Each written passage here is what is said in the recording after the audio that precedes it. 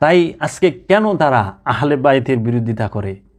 কারণ আহলে বায়েতকে মানলে আপনি মুক্তি পাবেন, আহলে বায়েতকে মানলে আপনি আপনার নফসকে চিনবেন। আপনি আহলে বায়েতকে মেনে আহলে বায়েতের কাছে, ওলিয়া উলিয়া একরামের কাছে যখন শিক্ষা গ্রহণ করবেন, মোরাকাবা মুশাহিদা করবেন, নিজের নফসকে চিনতে পারবেন, নিজেকে জানতে পারবেন এবং মুক্তি পাবেন এবং রবের দিদার পাবেন।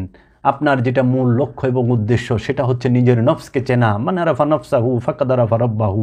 দয়াল নবীজি বলছেন যে নিজেকে চিনছে সেই আল্লাহকে চিনছে।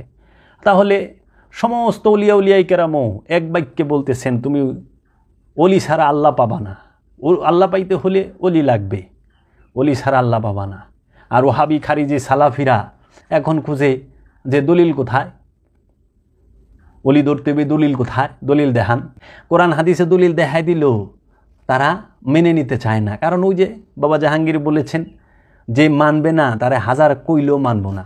কারণ চুরে সত্য জানে চুরি করা মহাপাপ, জানার পরেও সে চুরি করে। কারণ সে সত্য জানার পরে মানতে পারে না। সুদখুর নিজে জানে সুদখুরকে সুদ খাইলে জাহান্নামের কীটও ঘৃণা করে, এটা কোরআনের দলিল। তারপরেও কি সুদখুরে মানে?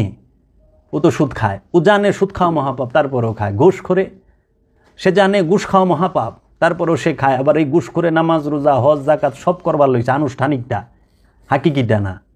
আপনি যান দেখেন সমাজের মধ্যে ওজন দেওয়া ওজনে কম দেওয়া মহাপাপ, ওজনে কম দিচ্ছে, সে আবার জামাতে যায় জামাতবন্দি আবাদত বন্দি গিয়েও করতে আছে, আনুষ্ঠানিক সব কিছু করতে আছে। তাহলে সত্য জানলেই কি সত্য মানা যায়? কখনো না। সবাই সত্য জানে কিন্তু সবাই সত্য মেনে নিতে পারে না। এর ব্যাখ্যাটাও আমি দিমু বাবা জাহাঙ্গীরের এই বাণীর। তাই বাবা জাহাঙ্গীর বলছে যে সত্য মানবে না তাকে হাজার বললেও মানবে না। তার প্রমাণ মহানবীকে মিথ্যা প্রমাণ করার জন্য কি আবু জাহেল ইয়ামান থেকে এবং অনেক জায়গা থেকে অনেক সম্পদ ব্যয় করে, অর্থ ব্যয় করে সে 300 জাদুগির এনেছিল। যে আবু জাহেল বলতো, মহানবীর সামনে এসে বলল, এই যে দেখো আমার পিছনে 300 জাদুগির, জাদু জমিনে চলে আসমানে চলে না। আর আবু জাহেল মহানবীকে জাদুগির বলতো, নাউজুবিল্লাহি মিন যালিক। আবু জাহেল তো বলতো জাদু জমিনে চলে আসমানে চলে না, দেখো আমার পিছনে 300 জাদুগির।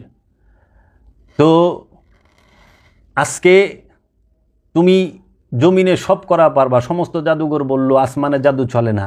তো এই চাঁদকে যদি তুমি 2 খণ্ড করে দেখাইতে পারো তাহলে আমি তোমার কাছে কলমা পড়ব, ঈমান আনব। মহানবী চুপ হয়ে রইলেন। ওহী নাজিল হলো রবের তরফ থেকে। রব বললেন, রব্বুল আলামিন বললেন, আপনি উঙ্গুলি নির্দেশ করুন, সঙ্গে সঙ্গে চন্দ্র 2 টুকরা হইয়া আবার জোড়া লাইগা যাইব।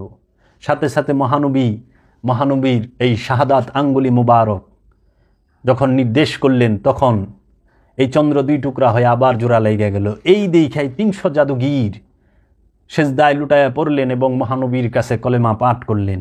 কিন্তু আবু জাহেল করলেন না।